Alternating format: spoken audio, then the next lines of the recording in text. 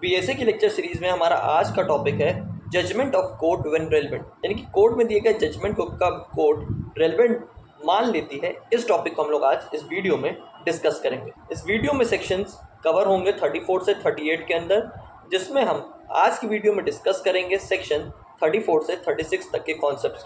अभी तक हम लोग ने बीएसए की लेक्चर सीरीज में क्या क्या पढ़ लिया था। पार्ट 2 में, यानी कि चैप्टर 2 पार्ट 2 में जो रेलेवेंसी के बारे में बात कर रहा था, उसमें हम लोग ने पढ़ा था अभी तक क्लोजली कनेक्टेड फैक्ट्स के बारे में। क्लोजली कनेक्टेड फैक्ट्स हम लोग ने पढ़ लिया है। उसके बाद हम लोग ने स्टेटमेंट्स के बारे में पढ़ा था, जिसमें दो तरह की स्टेटमेंट थी, एडमिशन और कन्फेशन को लेके। तो ये हम लोग ने दो टॉपिक को कवर कर लिया था। अब हम लोग अपने नेक्स्ट टॉपिक में पढ़ेंगे जो बात करता है जजमेंट एज रेलेवेंट फैक्ट के बारे में। जजमेंट एज रेलेवेंट फैक्ट जो दिया गया है सेक्शन 34 से 38 के अंडर, जिसमें से आज की वीडियो में हम लोग डिस्कस करेंगे सेक्शन 34 से 36 को। नेक्स्ट वीडियो में हम लोग डिस्कस कर लेंगे रिमेनिंग 37 और 38 के सेक्शन को। तो चलिए स्टार्ट कर लेते हैं अपने जजमेंट के टॉपिक को। सेक्शंस में आगे बढ़ने से पहले हम ये जान लेते हैं कि देखिए, कोर्ट कुछ स्पेसिफिक केस या फिर प्रोसीडिंग जब स्टार्ट करती है, तो जब वो फाइनल कंक्लूजन में आती है तो वो एक जजमेंट देती है। वही जजमेंट हम लोग अगर उसको एक पार्टी फेवर लेती है और सेकेंड पार्टी उसके अगेंस्ट चली जाती है। मान लीजिए कोर्ट में कोई स्पेसिफिक ट्रायल कंडक्ट करवाया गया, उसका कंक्लूजन में कोई कोर्ट में जजमेंट आया। अब जजमेंट में एक पार्टी फेवर करेगी, उसको पसंद आएगा, एक्सेप्टेबल करेगी, एक्सेप्ट कर लेगी कि हाँ सही कहा है कोर्ट द्वारा, और एक पार्टी रिजेक्ट करेगी, उसका नेग्लेक्ट करेगी। तो पार्टी जो रिजेक्ट करती है, अब वो क्या करती है आपको भी पता है, वो अपील फाइल करती है। अपील किस लिए फाइल की जाती है कि मान लीजिए आप कोर्ट के ऑर्डर से या फिर लोअर कोर्ट के ऑर्डर से संतुष्ट नहीं है या फिर कह लीजिए खुश नहीं है, तो आप अपनी खुशी बढ़ाने के लिए आप आगे हायर अथॉरिटी या फिर हायर कोर्ट की तरफ मूव कर लेते हैं। अच्छा, यहाँ जो लोअर कोर्ट में जो जजमेंट होता है वो एज अपील के फॉर्म में लेके हम उसको हाई कोर्ट में ले जाते हैं। तो हम ये क्यों करते हैं, कभी आपने सोचा है? वो हम इसलिए करते हैं क्योंकि कोर्ट का जो जजमेंट होता है ट्रायल का, वो एज अ एविडेंस यूज होता है हाई कोर्ट में। अब मान लीजिए लोअर कोर्ट में ट्रायल कोर्ट ने कोई जजमेंट दिया कोई स्पेसिफिक टॉपिक में, अब अगर हमको वो बात नहीं पसंद आई तो हम उसको कैसे प्रूफ करेंगे? हम अपील के थ्रू जाएंगे हाई कोर्ट, तो हम क्या बात को लेके जाएंगे? तो वो हम जजमेंट उठाएंगे ना, जो हम ट्रायल कोर्ट में, जिसमें ट्रायल कोर्ट में हेयरिंग के थ्रू जजमेंट आया है, ट्रायल कोर्ट में, लोअर कोर्ट कह लीजिए आई मीन, तो उसमें हम कैसे जाएंगे? तो हमारे पास क्या एविडेंस है? जजमेंट। तो वही जजमेंट यहाँ पे हाई कोर्ट में यूज होगा, वो हमारा स्टेटमेंट को रेलेवेंट फैक्ट बना देगा। तो यही हमारा कंसेप्ट है जजमेंट को लेके। अब बढ़ते हैं सेक्शन 34 की तरफ। सेक्शन 34 क्या बताना चाह रहा है? सेक्शन 34 बताना चाह रहा है कोई प्रीवियस जजमेंट है कोर्ट का, वो है रेलेवेंट। कब रेलेवेंट होगा? कोई सेकेंड सूट जब फाइल होगी या फिर दोबारा से कोई ट्रायल कंडक्ट करवाया जाएगा। वही बात है जो मैंने पहले आपको समझा दी है। कोई भी हमारे पास प्रीवियस जजमेंट है, ठीक है, कोई प्रीवियस जजमेंट है, कोई ऑर्डर है, कोई डिक्री है। अब ये तीन अजीब से आपको वर्ड समझ में भी आए होंगे और नहीं भी समझ आए होंगे। जिनको नहीं समझ आए फिर उनको समझ लेना चाहिए। देखिए, जजमेंट होता है कोई ऐसा डिसीजन जो कोर्ट देती है जो पर्सन के राइट्स और लायबिलिटी से रिलेटेड हो, ठीक है। ऑर्डर का मतलब होता है कि यहाँ पे कोर्ट कोई डिमांड चाह रही है या फिर कोई इशू या फिर कोई पॉइंट को लेकर रेज किया जा रहा है कोई मैटर में। और डिक्री होती है वो फाइनल हियरिंग होती है, यानी कि आखिरी हियरिंग, जिसके बाद दोबारा कोर्ट इसमें इंटरचेंज नहीं कर सकता। तो ये है जजमेंट ऑर्डर डिक्री की बेसिक सी मीनिंग या फिर कह लीजिए उसका बेसिक सा कंसेप्ट। तो कोई भी ऐसा पुराना जजमेंट ऑर्डर डिग्री है जो केस को रोकता है मजिस्ट्रेट को या फिर जज को कोई कॉग्निजेंस, कोई पर्टिकुलर मैटर में एक्शन लेने से, जिससे हमारे सूट या फिर ट्रायल में एक रुकावट पैदा हो जाए तो वो पुराना दिया गया स्टेटमेंट या फिर कह लीजिए कोर्ट द्वारा दिया गया जजमेंट रेलेवेंट फैक्ट बन जाएगा। अब मान लीजिए दो तरीके का मैटर आपको होता यहाँ पे इंडिया में कंडक्ट होता है। एक होता है सिविल मैटर और एक होता है क्रिमिनल मैटर। दो तरह के मैटर होते हैं। एग्जाम्पल लेते हैं, ए बी का कोई जमीनी विवाद है, प्रॉपर्टी मैटर है, और यहाँ पे ए ने बी का मर्डर कर दिया। ठीक है, अब देखिए ए बी का जो प्रॉपर्टी का मैटर है, क्या इससे सोसाइटी को फर्क पड़ेगा? अरे आपकी जमीन है, आपके साथ धोखा हुआ है, आपको नुकसान हो, तो इससे C% थर्ड पार्टी को कोई फर्क पड़ेगा? नहीं पड़ेगा। लेकिन वही बात अगर हमें मर्डर की जाए तो ये सोसाइटी को अफेक्ट कर रहा है। ठीक है, अब बात यहाँ ये समझने की नहीं है, मैटर है कि यहाँ पे क्या अप्लाई होगा। देखिए यहाँ पे एक कंसेप्ट है जो आपने पढ़ा होगा या नहीं भी पढ़ा होगा, होता है एक कंसेप्ट, इसका नाम होता है रेस जुडिकाटा। ठीक है, और यहाँ पे हम कंसेप्ट ले लेते हैं डबल जियोपार्डी। अजीब सा दोनों का नाम है, नहीं समझ आया होगा, समझ लेते हैं।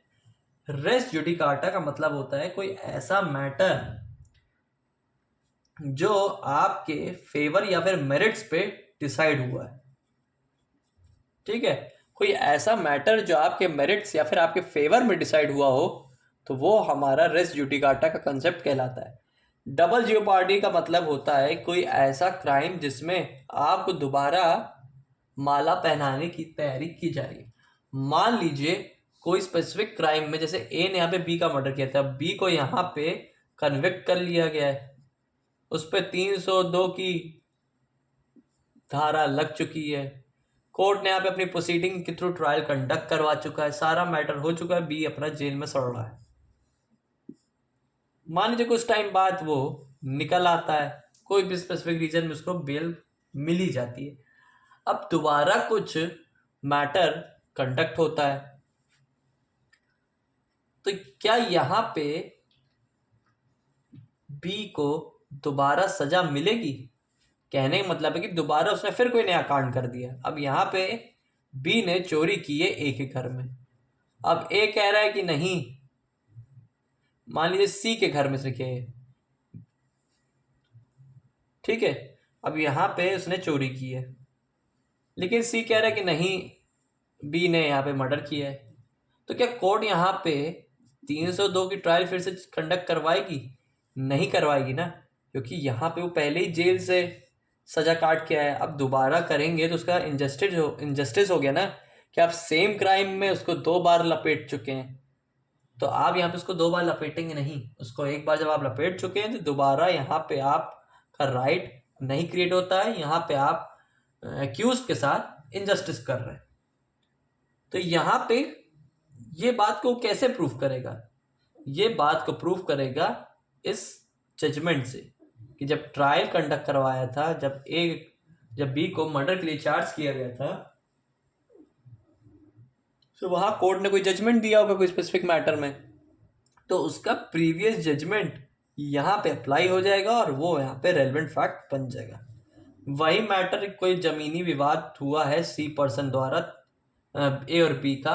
अब मान लीजिए वो प्रॉपर्टी को लेके कोई जजमेंट आपके फेवर में आ गया, मान लीजिए बी को यहाँ पे ओनर बना दिया गया। ठीक है, बी को यहाँ पे मालिकाना हक मिल गया। ठीक है, लेकिन बाद में फिर कोई जमीनी विवाद होता है बी का किसी C% से, तो क्या मान लीजिए यहाँ पे सी की ही जमीन हो, तो क्या यहाँ पे क्या कोर्ट ये कहती है क्या नहीं, जमीन का हक तो ओनर बी का था, अब वही रहेगा? नहीं, यहाँ पे आप वही सेम सिचुएशन क्रिएट कर तो रहे हैं। अब यहाँ पे मान लीजिए यहाँ पे मान लीजिए ए का कोई छोटा भाई होगा सी, वही जमीनी विवाद चल रहा हो, वही प्रॉपर्टी हो। अब यहाँ पे ओनरशिप को लेके फिर कोई डिस्प्यूट क्रिएट किया गया, तो क्या यहाँ पे हेल्प बी लेगा कि नहीं? ज़रूर लेगा, क्योंकि बी यहाँ पे ओनर था ना पहले। तो यहाँ पे जब वो ले रहा है तो वो इसका यहाँ पे दिया गया पुराना स्टेटमेंट कोर्ट द्वारा इसको जजमेंट का फॉर्म लिया जाएगा, वो यहाँ पे रेलेवेंट फैक्ट बन जाएगा। अब हम लोग सेक्शन 35 को पढ़ लेते हैं। सेक्शन 35 क्या बताना चाह रहा है? कुछ स्पेसिफिक जुरिडिक्शन के बारे में यहाँ पे बात की जा रही है कि कुछ ऐसे केसेस स्पेसिफिक मैटर को लेके वो यहाँ पे रेलेवेंट कहलाए जाएंगे। तो ये हमारा दो क्लॉज में दिया है सेक्शन 35, क्लॉज 1 और क्लॉज 2। प्रोबेट, मैट्रिमोनियल, एडमिरैलिटी,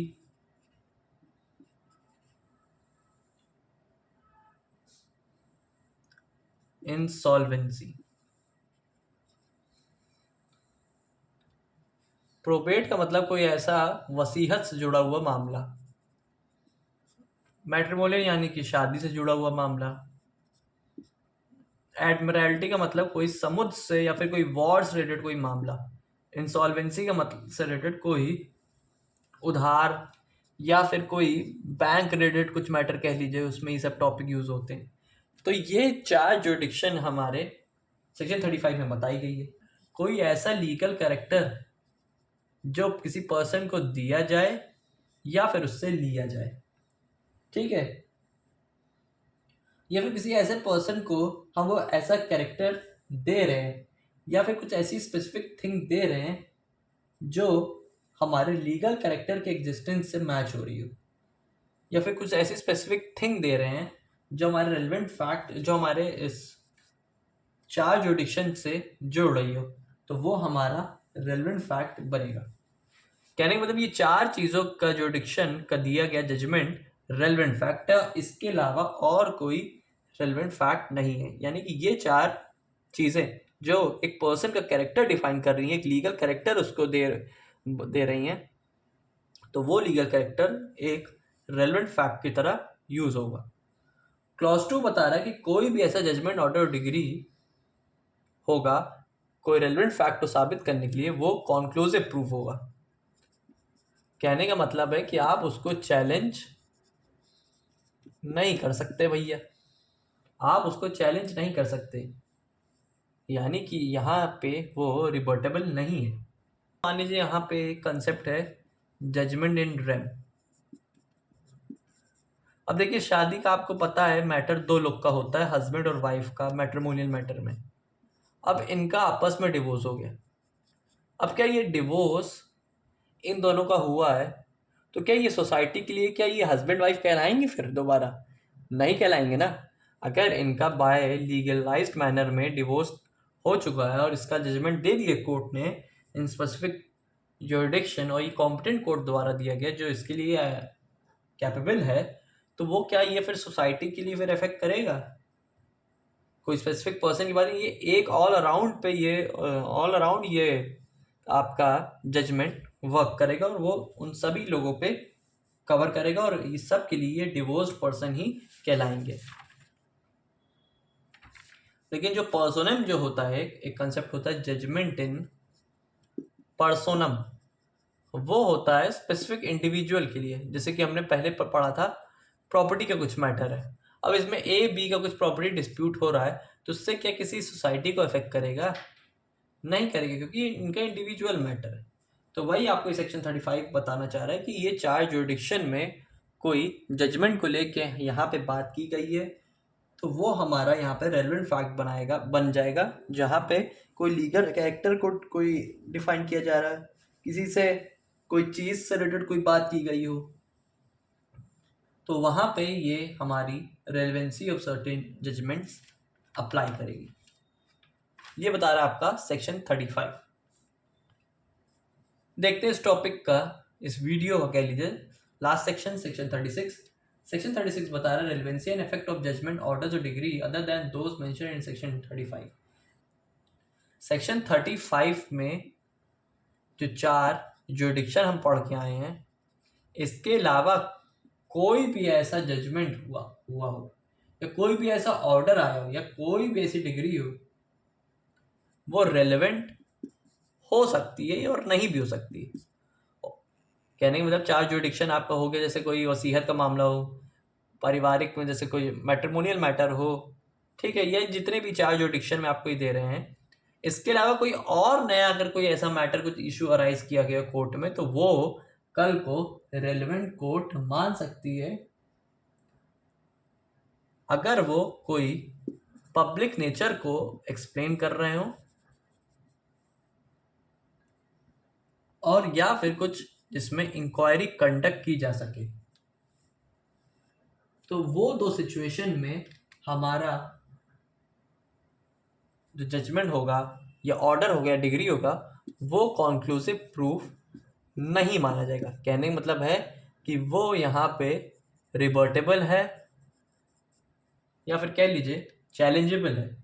उसमें हम कोई भी छेड़खानी या फिर उसमें कोई भी अपडेशन कर सकते हैं, लेकिन ये चार जुडिक्शन में हम नहीं कर सकते। कहने का मतलब है कि ये चार में आप कुछ नहीं कर सकते, लेकिन पांचवा कोई अगर ऐसा मैटर हो जिसमें कोई पब्लिक नेचर की बात हो, कोई इंक्वायरी को लेकर बात की गई हो, तो वो वहाँ पे रेलेवेंट भी होगा और दूसरी बात वो यहाँ पे रिपोर्टेबल भी होगा, आप उसमें छेड़खानी कर सकते हैं। तो ये था सेक्शन 36। सेक्शन 34 प्रीवियस जजमेंट के रेलेवेंसी के बारे में बात कर रहे हैं। सेक्शन 35 ये चार जुडिक्शन की, और सेक्शन 36 एक एक्सेप्शनल है। सेक्शन 35 का एक्सेप्शन है जो बताता है कि चार जुडिक्शन में तो रेलेवेंट है बात, लेकिन और कोई अगर कोई पांचवी एक्स्ट्रा कोई भी नया मैटर अराइज हुआ है जो रेलेवेंट फैक्ट बना रहा है, वो हम यहाँ पे उसको कंक्लूसिव प्रूफ ट्रीट नहीं करेंगे, वो रिवर्टेबल है यानी कि चैलेंजेबल है। तो ये था आपका सेक्शन 36। आई होप आपको इस वीडियो में अच्छे से सारे कंसेप्ट्स क्लियर हो गए होंगे। तो मिलते हैं फिर बीएसए की नेक्स्ट वीडियो में।